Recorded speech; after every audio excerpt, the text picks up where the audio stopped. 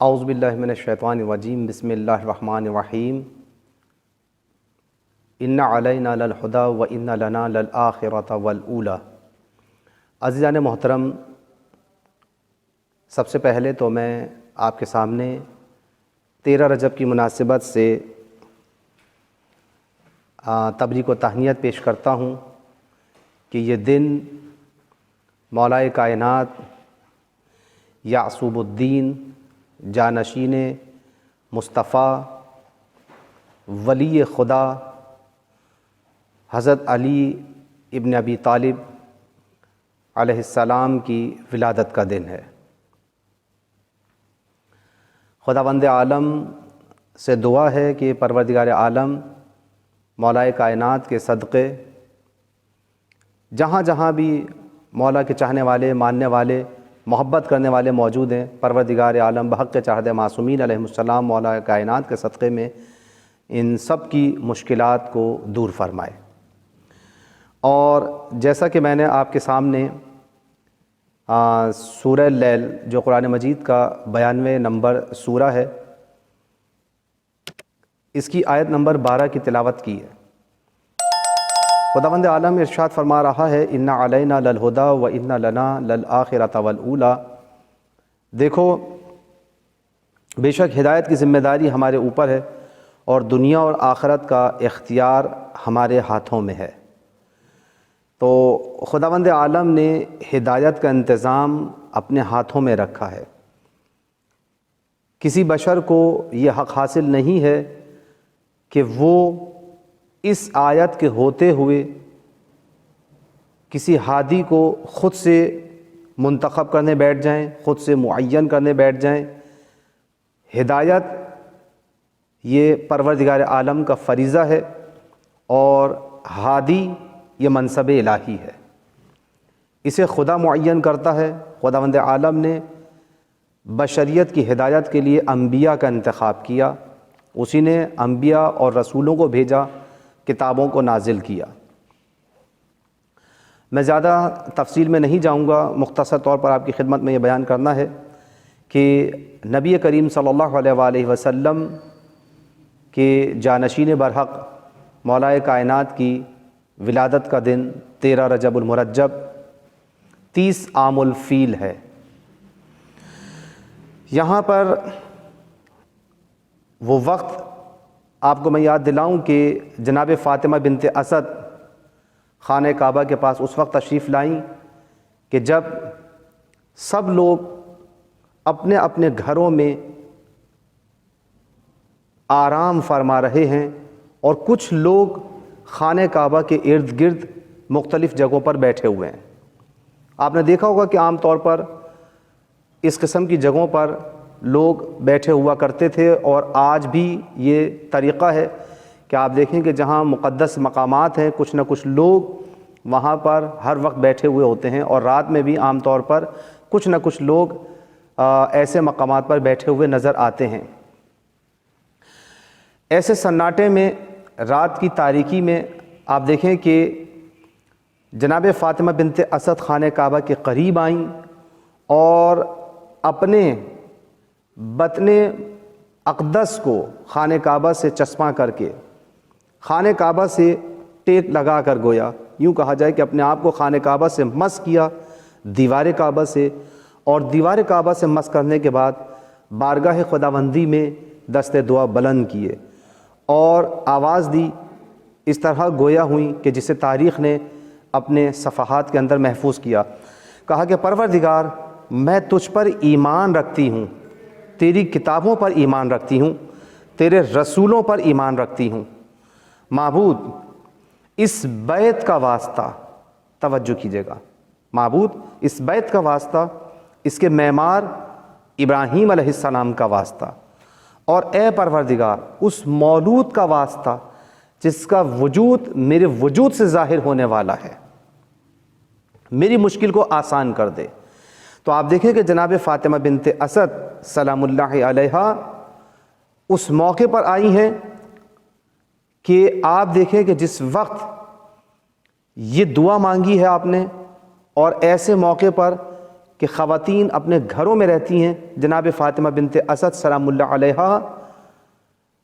اس موقع پر تشریف لائی ہیں خانہ کعبہ کے پاس اور اپنی دعا کو پروردگار عالم کی بارگاہ میں پیش کیا۔ ابھی آپ کی دعا کے یہ الفاظ ختم ہوئے تھے کہ دیکھنے والوں نے دیکھا کہ ایک مرتبہ خانہ کعبہ کی دیوار شق ہوئی ہے۔ آپ یہ دیکھیں کہ خانہ کعبہ کی دیوار، مثال کے طور پر خانہ کعبہ کا دروازہ اس طرف ہے اور جناب فاطمہ بنت اسد دوسری طرف آ کر کھڑی ہوئی ہیں اور دروازے کی مخالف سمت والی دیوار کی طرف، لیکن آپ دیکھیں دیوار شق ہوئی اور نیا دروازہ بنا ہے اور بی بی فاطمہ بنت اسد سلام اللہ علیہا خانہ کعبہ کے اندر چلی گئیں۔ جب خانہ کعبہ کے اندر گئی ہیں تو دیوار دوبارہ مل گئی۔ آپ توجہ فرمائے، دنیا نے دیکھا یہ منظر، جو لوگ وہاں پر بیٹھے تھے وہ حیران پریشان ہو گئے اور ہر طرف سے لوگ جو ہیں ٹوٹ پڑے کہ یہ کیا ہوا۔ ایک خاتون اندر چلی گئیں اور دیوار پھٹی ہے اور ڈر کے دور نہیں گئیں بلکہ خانہ کعبہ کے اندر چلی گئی اور پھر دیوار دوبارہ مل گئی۔ لوگ پریشان ہوئے کہ ایسی حالت کے اندر ایک خاتون خانہ کعبہ کے اندر گئی اور دیوار پھٹی ہے اور پھر مل گئی آپس میں۔ سب کے سب لوگ پریشان تھے۔ دروازہ کھولنے کی کوشش کی گئی، یہاں تک کہ دروازہ کھولنے کی کوشش جب کی گئی ہے، تالا توڑنے کی کوشش کی گئی، تالا نہیں ٹوٹا نہ کھلا۔ لوہاروں کو بلایا گیا، چابی بنانے والوں کو بلایا گیا۔ لوہاروں کو اس لیے بلایا گیا کہ تالا توڑ دیں اگر چابی نہیں بن سکتی ہے تو، لیکن آپ دیکھیں نہ دروازہ، نہ تالا ٹوٹنا تھا، نہ تالا ٹوٹا، نہ دروازہ کھلا۔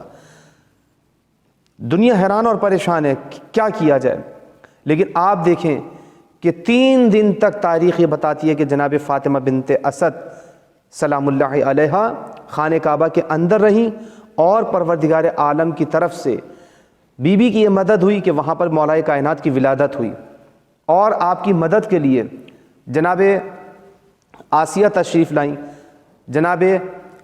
سارہ تشریف لائیں، جناب ہاجرہ تشریف لے کر آئیں، یعنی آسمانی خواتین حضرت فاطمہ بنت اسد کی مدد کے لیے تشریف لائیں، ان کی خدمت کے لیے تشریف لائیں۔ اور اس کے بعد آپ یہ دیکھیں، ملاحظہ فرمائیں کہ اگر اب ذرا اس واقعے کے اوپر آپ توجہ فرمائیں کہ ایسے وقت میں جناب فاطمہ بنت اسد گھر سے نکلی ہیں کہ جس وقت تمام خواتین گھر میں رہتی ہیں، ایسے وقت میں جناب فاطمہ بنت اسد گھر سے نکلی، تو میں یہاں پر کہوں گا کہ آپ یہ دیکھیں کہ کیا جناب ابو طالب اس بات سے غافل تھے نعوذ باللہ کہ جس وقت خواتین اپنے سائے سے بھی ڈرا کرتی ہیں، لیکن جناب فاطمہ بنت اسد گھر چھوڑ کر خانہ کعبہ تک آئیں، اور جب آئی ہیں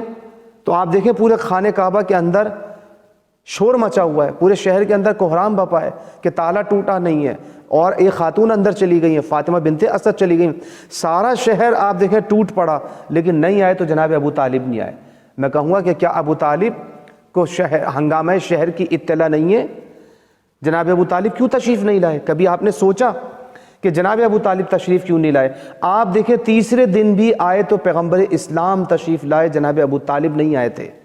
اور آنے کے بعد جب جناب فاطمہ بنت اسد نے اپنی آغوش میں مولا کائنات کو لیے ہوئے باہر آئی تھی خانہ کعبہ سے، تو آپ دیکھیں پیغمبر اسلام نہیں آئے اس موقع پر بھی، بلکہ پیغمبر اسلام آئے، حضرت ابو طالب تشریف نہیں لائے تھے۔ میں کہوں گا کہ کیا باپ کو اپنے بیٹے سے پیار نہیں ہے؟ کیوں نہیں آئے؟ میں یہ سمجھتا ہوں کہ جناب ابو طالب اس وجہ سے تشریف نہیں لے کر آئے کہ جس کا جانشین آ رہا ہے، جس کا نمائندہ پروردگار عالم کی طرف سے تشریف لایا ہے، وہی ان کا اہتمام کرے گا، اور جس کا نمائندہ آ رہا ہے خانہ کعبہ میں وہی ان کی غذا کا انتظام کرے گا۔ ورنہ آپ یہ دیکھیے کہ خانہ کعبہ کے اندر 3 دن تک جناب فاطمہ بنت اسد رہی ہیں، ان کی کس نے خدمت کی؟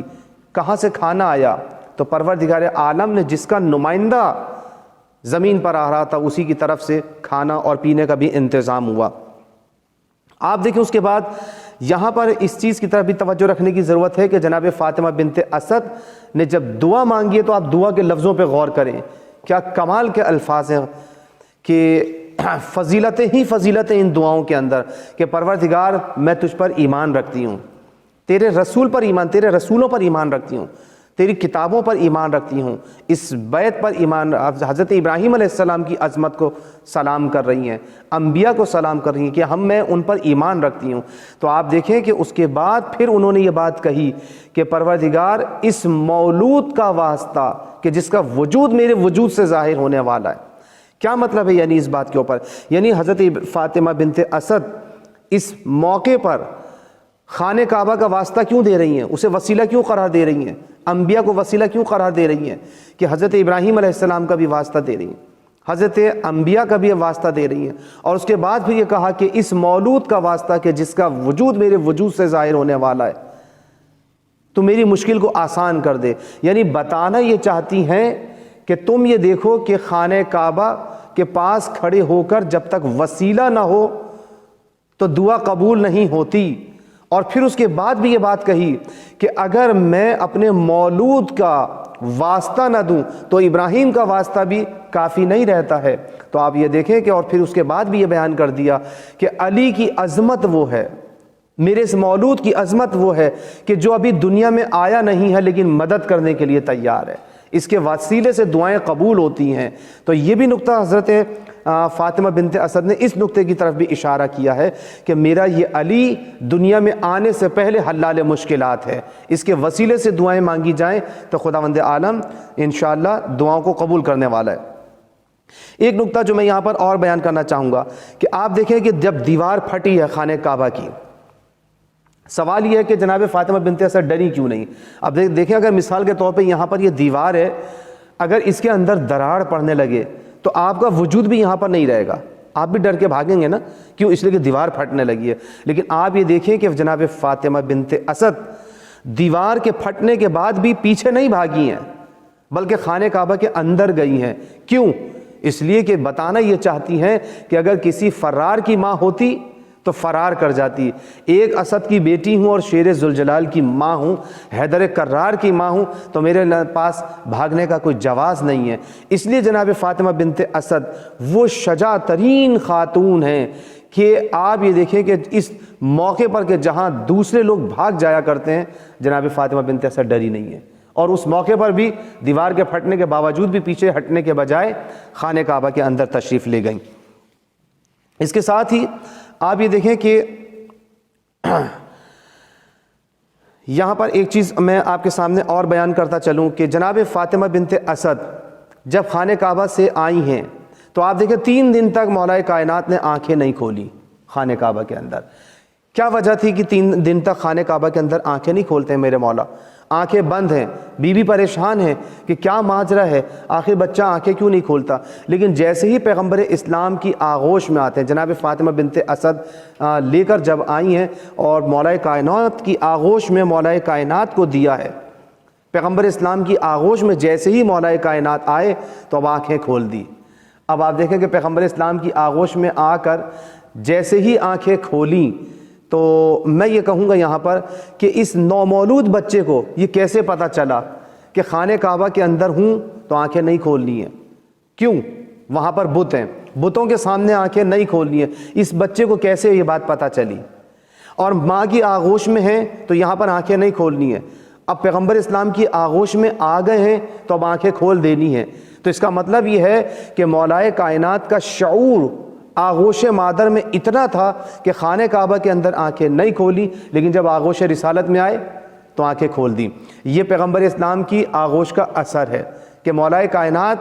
بیان کر رہے ہیں، بتا رہے ہیں کہ دیکھو میرا اس عمر میں شعور دیکھو کہ میں نے بتوں کے سامنے آنکھیں تک نہیں کھولی۔ یہی وجہ ہے کہ سجدہ کرنا تو بہت دور کی بات ہے، علی نے بتوں کے سامنے اپنی پہلی نگاہ بھی نہیں ڈالی۔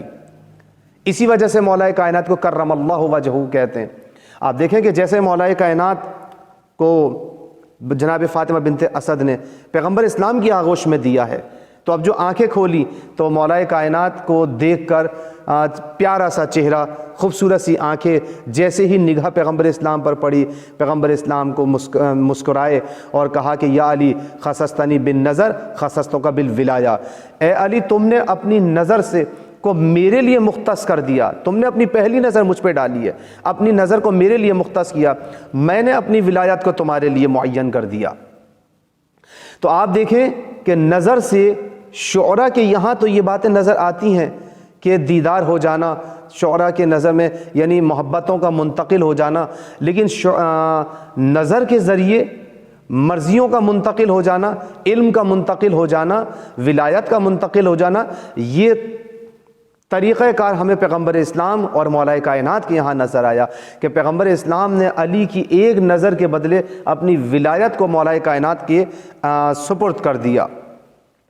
اب یہاں پر ایک نقطہ اور میں آپ کے سامنے بیان کرتا چلوں کہ اس بات کی طرف توجہ کرنے کی بھی ضرورت ہے کہ ہمارا چونکہ ٹائم بھی پورا ٹائم ہو گیا، ہمارا 15 منٹ ہوئے بھی، تو بس یہ میں آپ کی خدمت میں ایک نقطہ اور آپ کی خدمت میں بیان کر دوں اور اس کے بعد پھر اپنی بات کو ختم کروں گا انشاءاللہ۔ پھر ہماری گفتگو دوسرے سیکشن میں انشاءاللہ مکمل ہوگی۔ تو جناب فاطمہ بنت اسد نے جھولے کے اندر مولا کائنات کو لٹا دیا۔